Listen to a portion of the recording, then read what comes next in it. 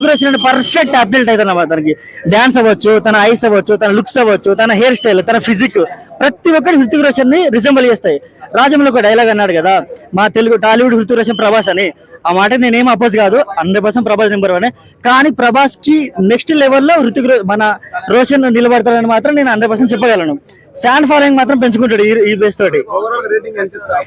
నా పర్సనల్ అయితే 10/10 ఇస్తానన్నా, 10/10 ఇస్తాను. ఎందుకంటే నెగిటివ్ పాయింట్స్ ఏం లేవు అక్కడ.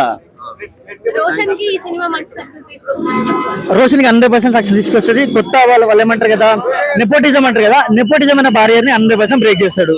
ఇది మాత్రం ఒప్పుకోవచ్చు.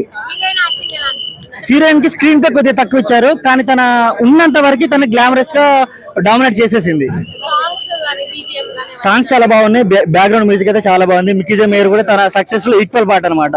హీరో హీరోయిన్ సైడ్ క్యారెక్టర్ కూడా చాలా ఎలివేషన్ ఇచ్చారు. అంటే రజాకార్ బేస్ మీద తీసుకొచ్చాడు స్టోరీ, కానీ రజాకార్ పాయింట్ ఆఫ్ వ్యూ ఏం లేదు. అంటే ఆ టైంలో 1947 లో ఒక విలేజ్ రెవల్యూషన్ స్టార్ట్ చేస్తే అది మిగతా వాళ్ళకి ఎలా కన్వే అయిపోయింది. సో ఆ బేస్ మీద మూవీ రన్ అయిపోయింది అనమాట. సాంగ్స్ చాలా బాగున్నాయి అన్న, బ్యాక్గ్రౌండ్ మ్యూజిక్ కూడా ప్లస్ పాయింట్ అయిపోయింది సినిమాకి.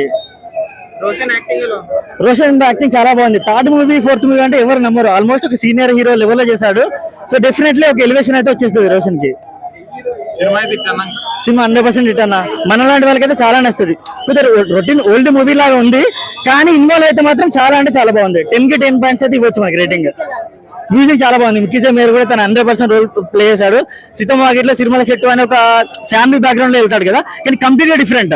లైక్ రూరల్ బ్యాక్గ్రౌండ్ లో వెళ్ళేసుకుని ప్యాట్రియాటిక్ చూపెట్టి చాలా బాగా అన్ని ఎలివేషన్స్ చూపెట్టాడు. ఇక్కడ